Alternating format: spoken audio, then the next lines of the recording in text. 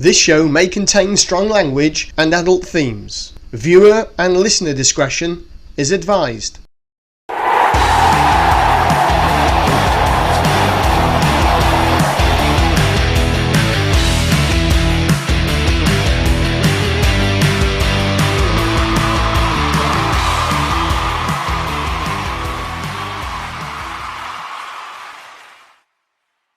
Welcome to episode number 7 of the 22 Dropouts. We are a YouTube show and a podcast available on Acast, Spotify, and wherever else you get your podcasts from.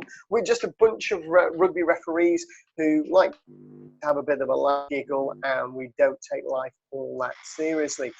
We dip in and out of rugby, we dip in and out of other things in life, and we try to entertain ourselves as well as you at home.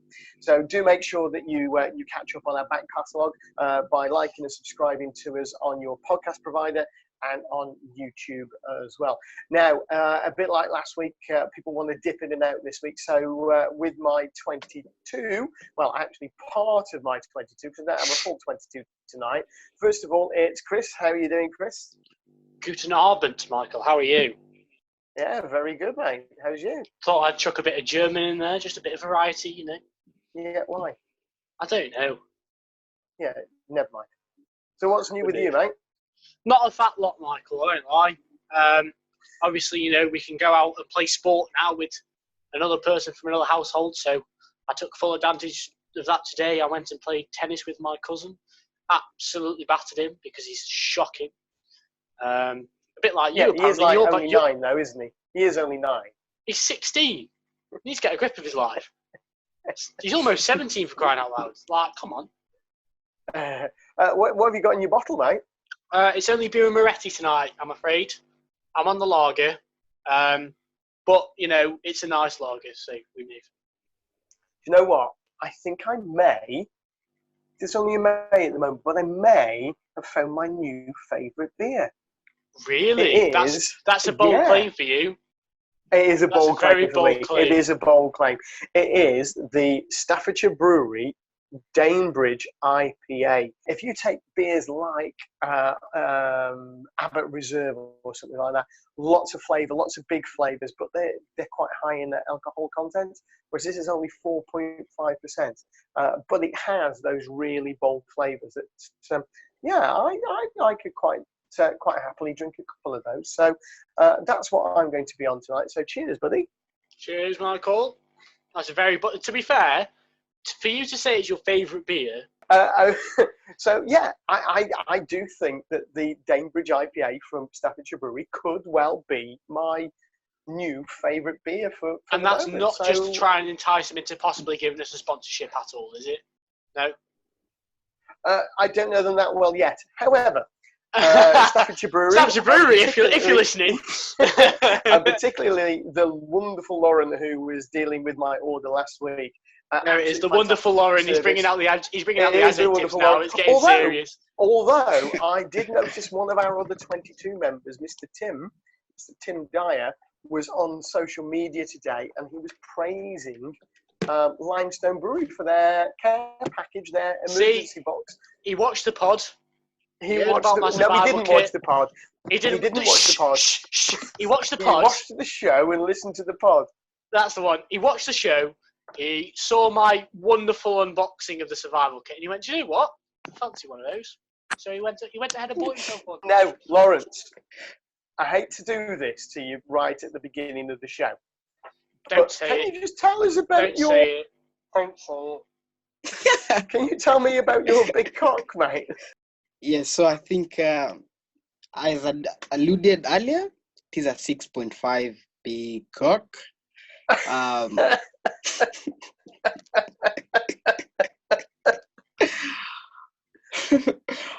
also multicolored in nature with just a very big wattle and a big comb. I'm just annoyed at the fact that this is still a thing. Yeah, okay. It's like going. Your chin strap, mate. It's but that's like gone now. Strap. We've got over it. We've got over. No, we haven't. We have. We haven't. Yes, no, we have. We haven't. No, we haven't. No, we haven't. Look, the chin strap's gone. I'm as smooth as a baby's backside. I don't mind it. It's not a horrendous nickname. It's not as bad as some of the nicknames I've heard. Let's put it that way. We'll have to find a better one for you. But For example, Yorkie. The show. Yeah, that's a lot worse than chin strap. Hi, Tom. Love you, Tom. Yeah, we love you, Tom. Anyway, Lauren, I must say, for those of you who don't know, and here's a photo now. This is Lawrence's cock. It is 6.5 kilos. It is multicoloured. And it looks after 60 hens, doesn't it, mate? 60? Yeah. He's a busy boy. And trust me, it gives them proper satisfaction.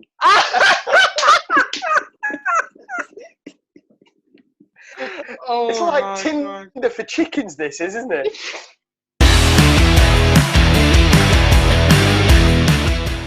In Kenya, yes. Do you get zebra? Yeah, of course. So many of them around. Oh, you're missing one because I think there's one sitting on Christopher's head. Yeah, actually. Right. You moaned at me for having poor audio quality. So, me using my big brain, I went, I can use my Xbox headset. Yeah, all I'm saying is whatever possessed you to buy one like that in the first place. I can't believe we've spent so long waiting for Sam to join us from Malta, and he still isn't here. He still isn't even here. That we're almost running out of time on the first. He doesn't love us anymore. So look, I don't know about you, but the weather's getting a bit better. Although today it was a little bit breezy and didn't know what it wanted. Mike, were you 27? Were you 27 degrees on Wednesday? Yeah, well, where's Wednesday? I need it now. I need it tonight. But I tell you what, though, it's proper barbecue weather now. Huge steaks done on the barbecue. This is like the one and only time that I wish I was actually living with you right now. Because if I was living with you... The one and only reason is that you do a good barbecue. Because, no, here... I can sit on my arse playing Xbox. I can sit on my arse doing absolutely nothing. Whereas if it was you, you'd be like, oh, do this for me, do that for me, come decorate this, do the garden. And I'm like, no. So, Lawrence, what have you been doing? Do you get a couple of zebra and a rhinoceros, or do you just barbecue your chicken? First, I need to let you know that I'm a vegan, so I cannot barbecue my chicken. No! Anyway, let's talk a bit about rugby, shall we? Do we have to? Since it's supposed to be a rugby show. Do we have to?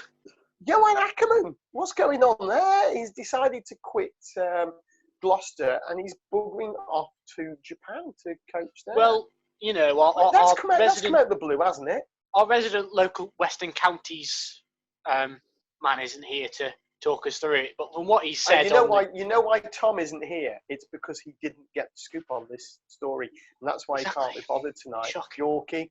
Yorkie, that's bad. Shocking. Anyway, apparently there was a lot of sort of unrest in the Gloucester camp, and you know their form was starting to fall off towards the end of the season, and I just think they've had enough of him, really. To be honest, the press conference doesn't seem to suggest anything like that. Everybody has been so complimentary both ways. It's and that's why it seems to have come out of the blue. But you know, I have heard from a few players and other people connected to the club that there is. It's not all been happy campers, but his son is staying. He is. So his son. So obviously they were born. He was born in Pretoria, Johan Ackerman. He is a flanker and a number 8. He is 2 months off being eligible to play for England, which means that we've actually got a number 8 who can play number 8 when Vunipola is out injured. We don't have to put Tom Corrie there. Great. So is he any good? Well, he's a Safa, so he must be. And look at Lawrence's little face now because an African team won the World Cup. Look. It wasn't Kenya, mate. Don't get too excited. As long as it's got Africa in the name, it's fine. Your neighbours, aren't you? Yeah. So the other news, the good news, if you're a Wasps fan, is that they have this week signed Miles Edwards, a young second row who started playing rugby at the age of 12, went on to play for Worcester in their academy as well. Played a year at Warriors before moving over to France. He's been playing in D2 and has signed for Wasps for next season. I don't think it's that good of a signing. On the basis Really? that we don't need locks, we need back rowers, especially when Matteo Minozzi is going and we've only got one fullback on the books. Like we always say, you heard it here first. We're going to take a quick break now, but we'll be right back with our two special guests all the way from New Zealand just after this. Welcome back, everybody. It is the 22 Dropouts. You're watching us on YouTube and listening to us on your podcast, wherever you get them. Make sure you like and subscribe to the show. Check out our back catalogue when you're bored, when you're going to do the decorating or the gardening, and have a little giggle. So tonight we are joined once again all the way from Auckland by Anthony Petrie. How are you doing, Ant? Yeah, good. Good, Mike. Yourself? Very well, thanks.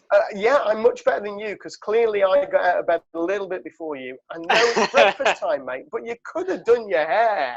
So he's had a trim. He's had a trim since last time he was on. Actually, mate, you are looking a little bit more trim around the facial fuzz there, dude. Yeah, well, I put a poll up on social media the other day asking should I get it cut or not, and there was a overwhelming yes, I should. So when the people speak, I listened. So off it came, and. Well, I tell you what, mate, even though you've had a trim, you still look better than Chris's chin strap. I know he doesn't have a chin strap, and hopefully you've watched last week's episode, and you'll know that when Chris tries to grow a beard, there's a little bit of a chin strap inverted here. No, not a good chin strap. A reverse chin strap where there's no hair. Yeah. Like just underneath my chin there, and it sort of goes up there like that. There's just no hair that it refuses to grow there. And I have to have a shave on a Monday because it makes my face look thinner when the referee managers are watching. Fair enough. I think you should grow it out. Mate, I've been growing it out for about 3 weeks and it just was going nowhere. So I gave up on that. Take a look at his hair. Take a look at his hair and imagine his beard that shit. Anyway, and how's you? How have you been, man?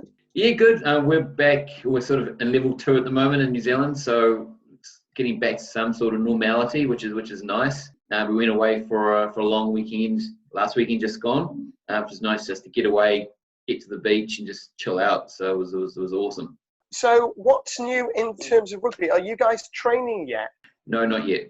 No, okay, short answer. Thanks, mate. Don't leave me hanging, will you, bud? We're not a professional show. You're supposed to give me a bit more than that, son. Obviously, we're governed by the government, and we're level 2 until the 25th, I believe, 25th.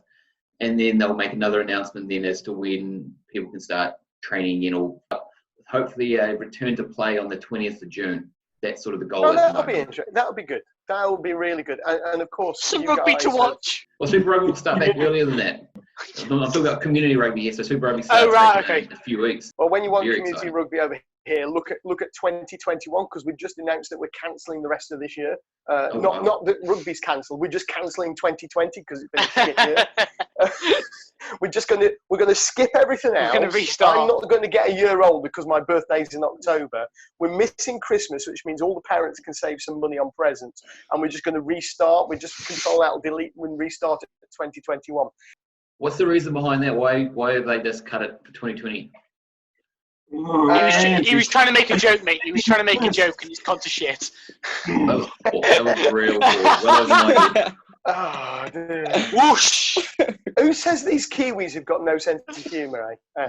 Anyway, talking of Kiwis, I have found one who does have a sense of humour.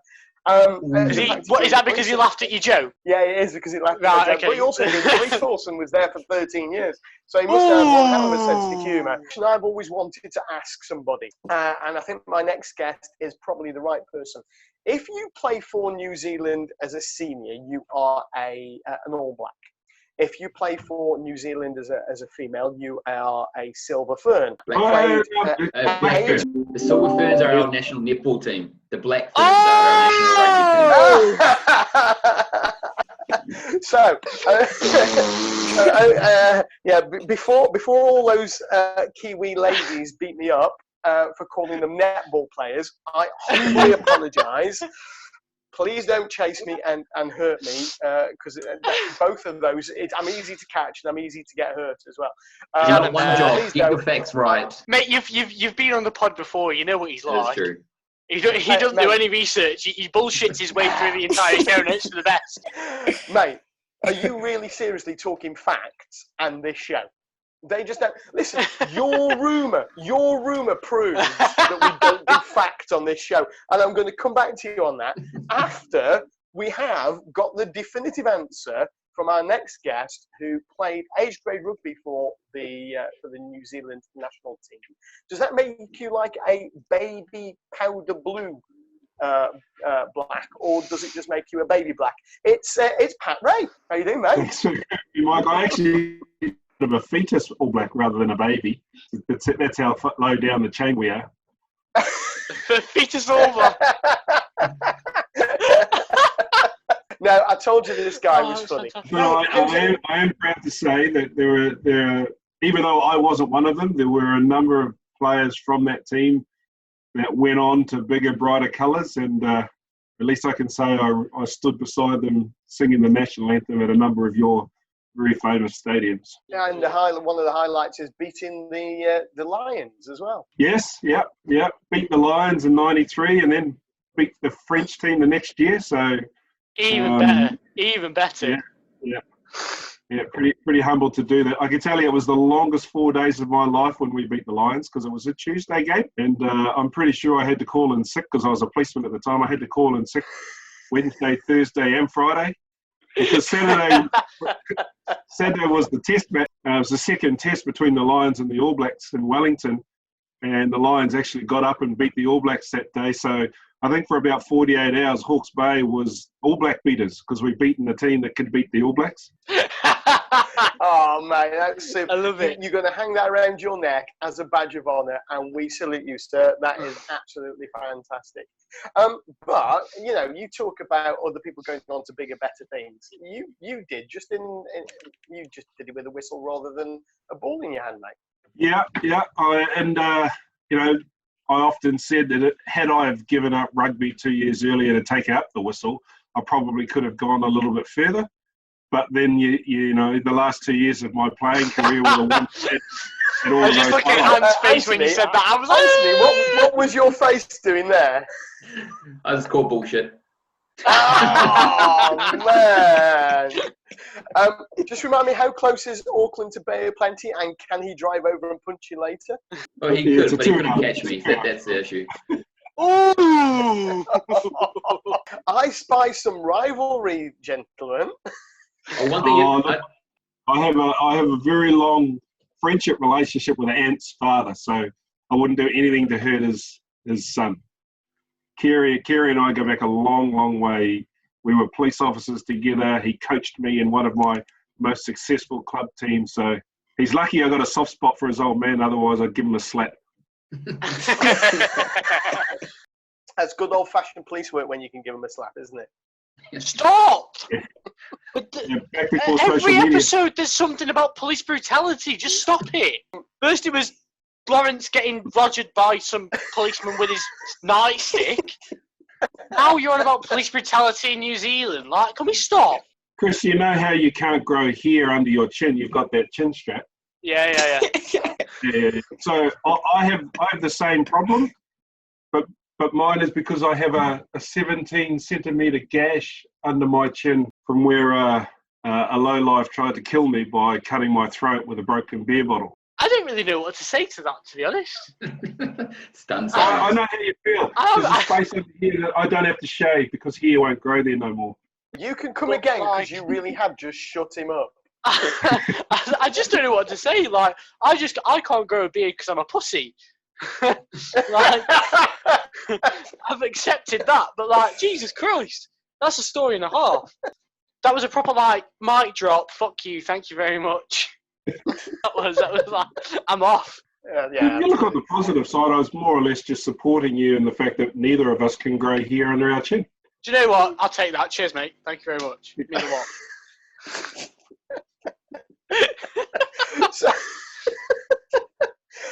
no, Pat, we all think that if we took up the whistle a few years earlier, we could have gone further and battered our bodies and wrecked our bones and dislocated bits and pieces. Why do you pick up a whistle, Mike? Because you slipped a disc in your back about 3 times? You messed your back up in a line out and you went, you know what, I fancy going in as a hooker in the middle of a scrum. Straight after. Listen. That's what you do for your team.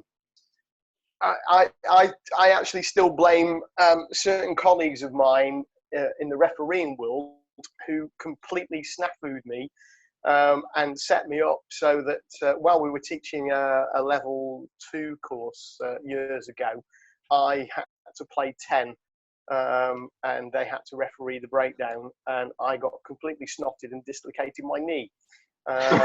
And it's never been right since. I'm not laughing at the fact every time. I'm not laughing at the fact that you dislocated your knee. I'm laughing at the fact that you were playing 10. Yeah, there is that. I mean, hello. What are you doing back there? Do I look like I play 10?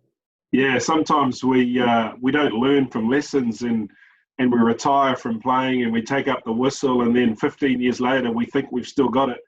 And so we go and play a 5th grade game and we break both our elbows. Every time I contemplate going back and playing, my wife gives me a slap across the ears and go, you remember that time you tried to play and you broke both your elbows? And I go, oh, yeah, that's right. And then I think that makes you tonight A big cock. Oh, there it is. There it is. Pat, so you actually refereed at quite a high level in NZ, didn't you? Yeah, I had a bit of time on Australia's national squad around the 2000s-ish. It was at a time when Australian refereeing was really strong in the world. So I think if I rattled off 5 names that were refereeing in Australia at the time, all of them were international test referees, which is quite unusual. So, and I was very fortunate. I moved to Australia right at the end of my playing career, just as I took up the whistle. And I had 2 very good coaches in Andrew Cole and Scott Young.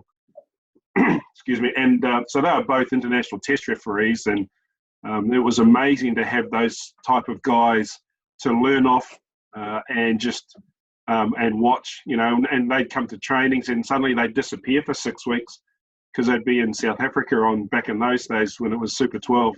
They literally would go away for 6 weeks. And so the rest of us would remain behind and we'd train our asses off trying to emulate what they're doing. So it was a really cool time in my life. I wouldn't give it away for anything in the world.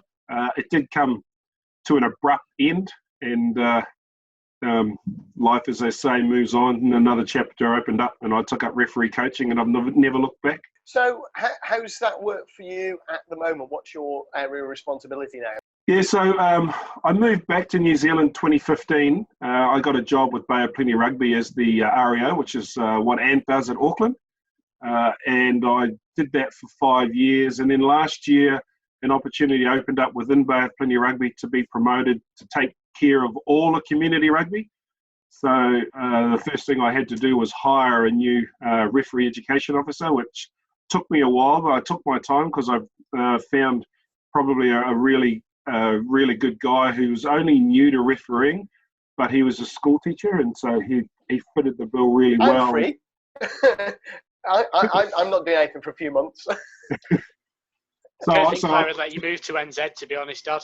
I think that it'd be too hot for you.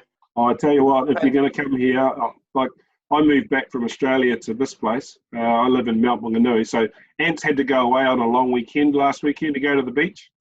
You just have to Google where I live. So I'm 2 minutes away from one of the most beautiful beaches in the world. So we don't go anywhere. We, in fact, are living at the beach. Why did we have this guy on? He's charismatic.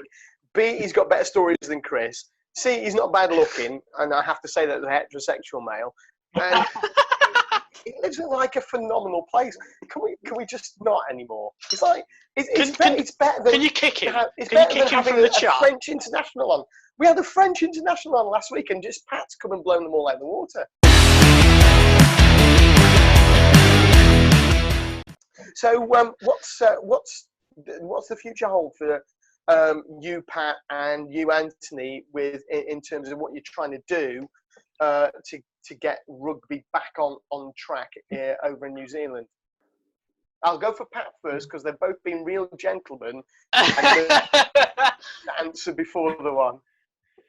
Yeah, so I mean, we're pretty much controlled, like Anne said, by our government and the Ministry of Health guidelines. So we're in a bit of there's a 3-stage process that we're all working through to get back on the field. The first stage, which we're in now, is basically getting ready. All of our clubs have to complete COVID-19 safety plans. So I'm in the processes of really helping our clubs to do that because, you know, they're all volunteer organisations, and what we're asking them to do is become a professional business and write a safety plan to combat the threat of COVID-19. So we're walking them through that process. Then the next step is getting them ready so that they can get their teams at their grounds to start training. And then the last step is once the government gives the go-ahead, we can actually start hosting games at our clubs and start playing some code. So the answer's already said, 20th of June, probably around about the time when we'll get to play.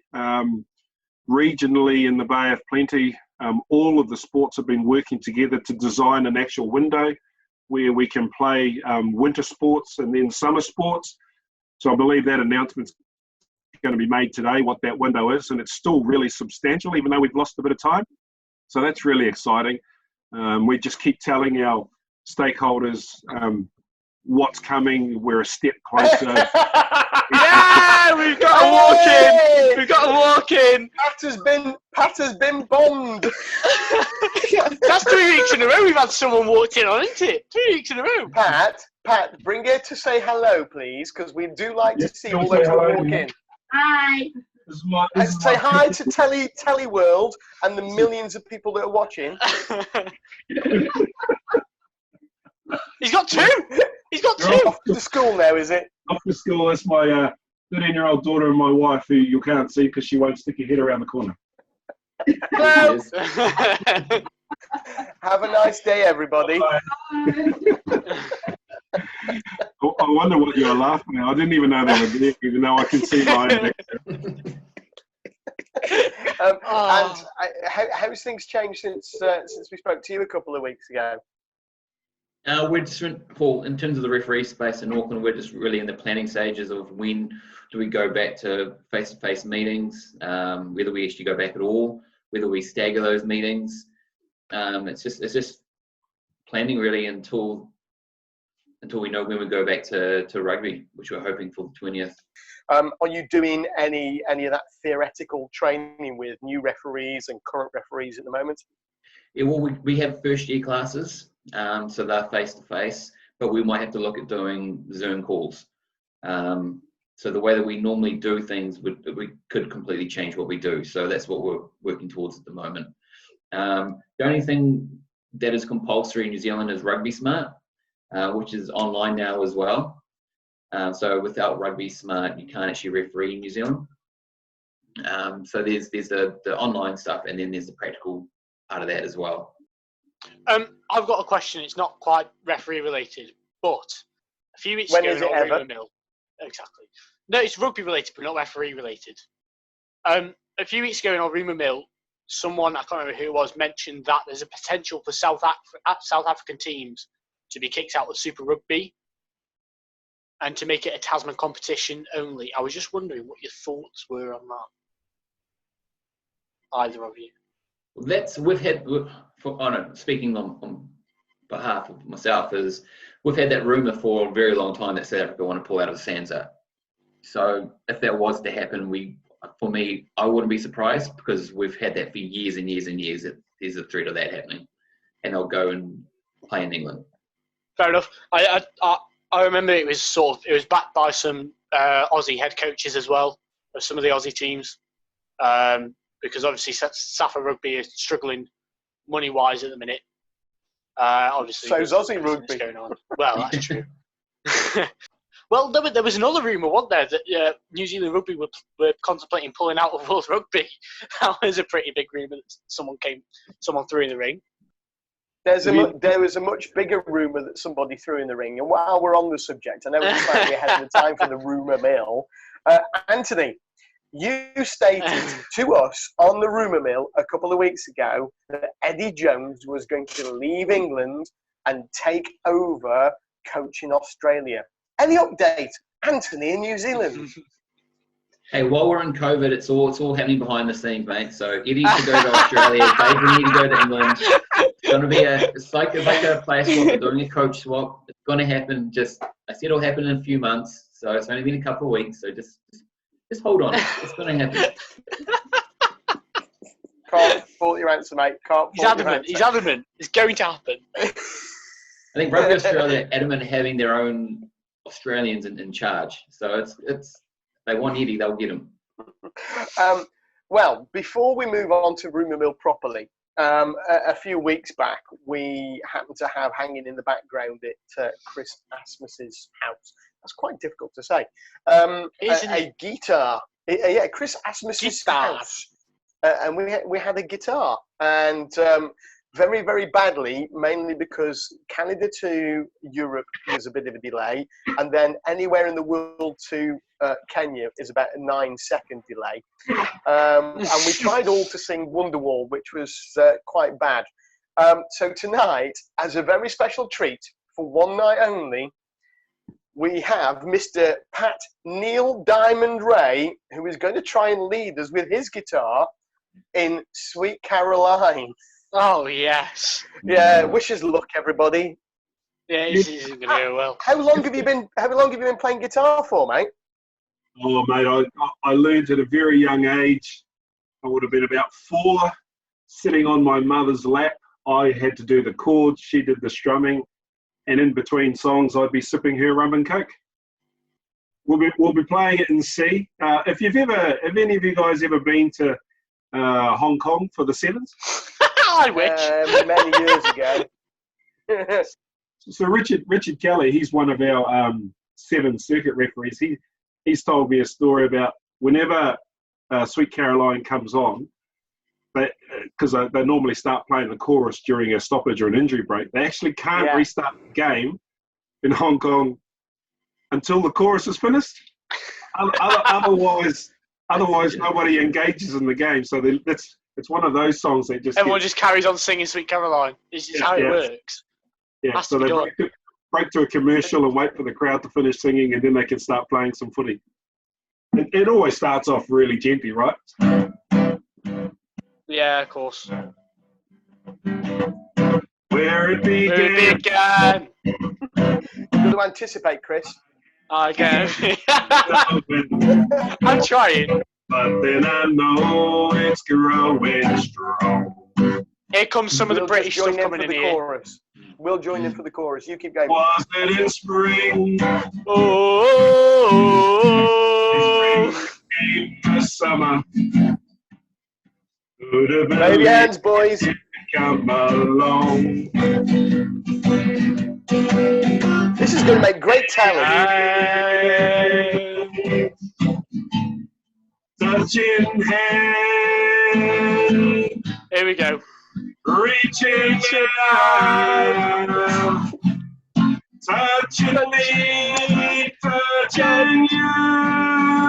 Here we go. Sweet Caroline. Da, da, da. Seems so good. So good. So good. So good.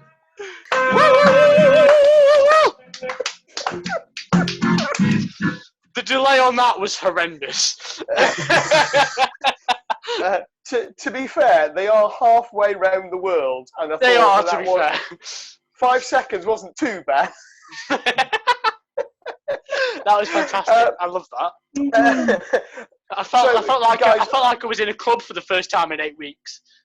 When New Zealand, so in case you hadn't figured out, I've got a bit of a pigment to my skin. So Māoris have a tendency to go to parties with guitars and beer, and we sing all night. So during the lockdown, because my family's scattered all over New Zealand, and there's a fair chunk of us living in Australia now, So we decided to have a Zoom party in level 4 of lockdown. And it was an absolute abortion because of the time delay and the lag, as we've just experienced. But it was really good to connect with my cousins. So my mother was one of 8. All of our parents are now passed away now. So we're the next generation up. So it was really cool way to catch up with family. So if one thing comes out of this whole pandemic is the fact that we can use technology now to connect rather than having face-to-face meetings. You know, I really enjoyed getting in on the referee Zoom meetings because we were able to get access to guests that we might not otherwise get to our face-to-face meetings. So that was really cool. Auckland have a female referee and she ran some Cahoots quiz nights on a Saturday night. And I shit you not, they were literally the highlight of our week during lockdown. The whole family, it was all we looked forward to every Saturday night was getting on and doing these Kahoot quizzes. They were amazing. Maggie Kogaroa, who ran these things, she got recognised as a good sort on national television just the other day. She was one of the nice people that they recognised. It was an awesome story. It was just fantastic. Unfortunately, the Ray family nearly came to blows at one of the quizzes because we were arguing amongst ourselves so much that we literally decided, that's it, we're not doing any more of these bloody Kahoot quizzes. We're going to take a quick break and then we're going to be back with this week's Rumour Mill. We'll be back right after this.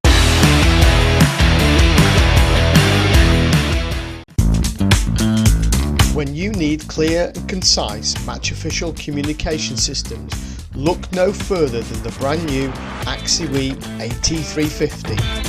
Radios are they're always useful, they always help us, especially AXIWEs, where all 3 of us can be open at any time, we can have open communication.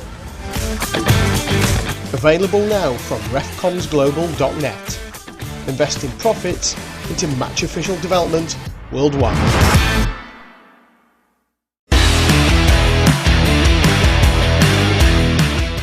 Welcome back to part 3 of tonight's 22 Dropouts. We are a YouTube show and a podcast available on Acast, Spotify, or wherever else you get your podcasts from. Now, tonight we've had some great guests in Pat Ray and Ant Petrie, all the way from New Zealand. And now, with the drum roll, I'm going to put a drum roll in now. Okay, well done, Chris. Thanks, man. There you go. You're welcome. It saves me searching for a sound effect for a drum roll. All the way from the Bay of Plenty with his golden rumour is Pat Ray. Pat, come on. Yeah, surprise us. And don't do an ant. Yeah. Don't do an ant on me. Do not do an ant. Ant went complete cannon. He hit the target. He smashed it to pieces. And then nothing happened. Put it back together. So come on, let's have a decent rumour, man. Yeah. So the rumour is that one of the Australian states is looking to join New Zealand's Super Rugby competition in 2021. Ooh. Big breath, boys. Ready? After 3, we've all got to go. Ooh. Ready? You've got to go. I'll go 1, 2, 3. You count another one. Lawrence, for you, when I hit 1, just do it anyway because So we're going to go 1, 2, 3, pause, and then do. Ready? 1, 2, 3. That was the worst thing we've ever done on this podcast. It is, but it might be quite funny. Pat, do you know what? I'm going to leave the whole of that lot in. Pat, tell us more. Yeah, so their 3 preferences are: preference 1, join a New Zealand bubble; preference 2, join an Asian bubble; Ooh. Preference 3, stay in the Australian bubble. Now, are you naming names, or are you keeping this state anonymous? No, can't name names. Can't even name sources. Can't name names. Oh, we're getting very covert here. So, Pat, is this because of COVID-19, or is there something a little bit deeper here? Oh, it's definitely deeper. It's definitely deeper. So you have a look at which is their third option, and then ask yourself why would that be their third option, and then you'll figure it out. It's just You know it's what? just a rumor. It's all just rumors. Love that. You said this about Anthony's rumour. You heard it here first. Anthony, Anthony, you made a very bold statement a few weeks ago. I did. You did. Care to update us? And I stick by it. It's going to happen. Eddie Jones to Australia, Dave Rooney to England, and a coach swap. It's going And to a happen. coach swap. Coach swap. You never mentioned that before. That's new.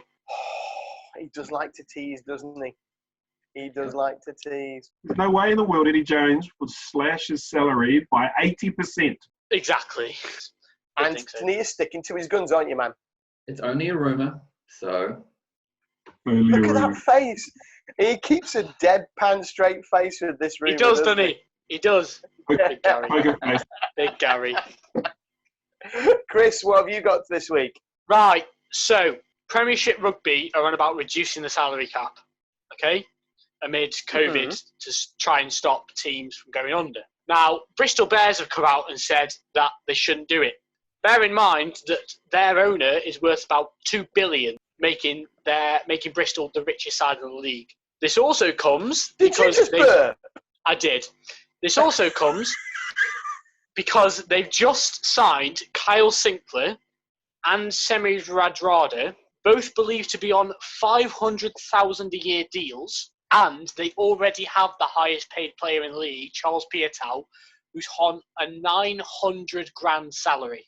Is he one of the marquee players? He is. Because we just take those out of the equation completely.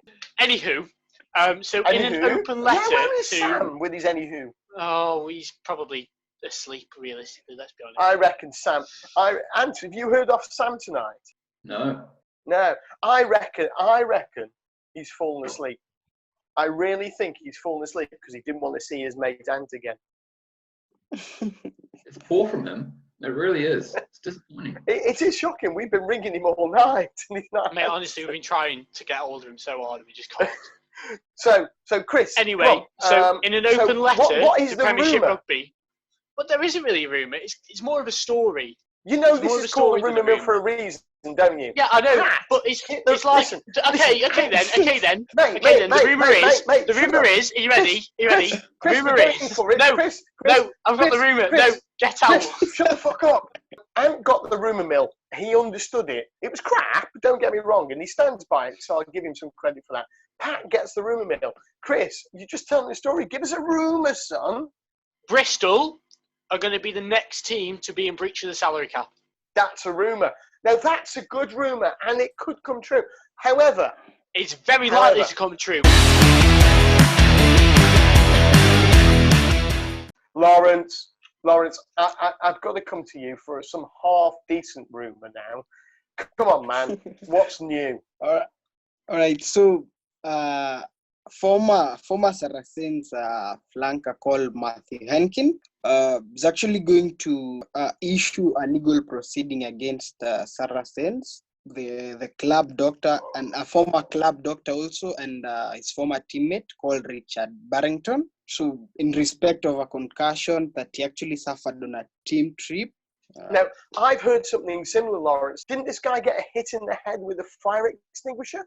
So Henkin was hit with a fire extinguisher when he was wearing a helmet, metal helmet actually, during a drinking game which was organized by the club.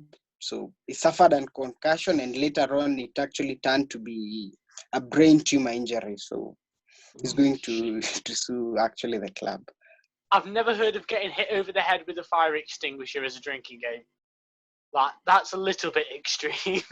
You've never been on the sort of drinking games that me and Pat have been on, obviously. In fact, in our Pat's day, keeping Pat, quiet. they wouldn't have Pat's not saying they wouldn't anything. Pat's keeping quiet. have- Pat, in our day, they wouldn't have let you wear a helmet before they hit you with the fire extinguisher anyway, would they?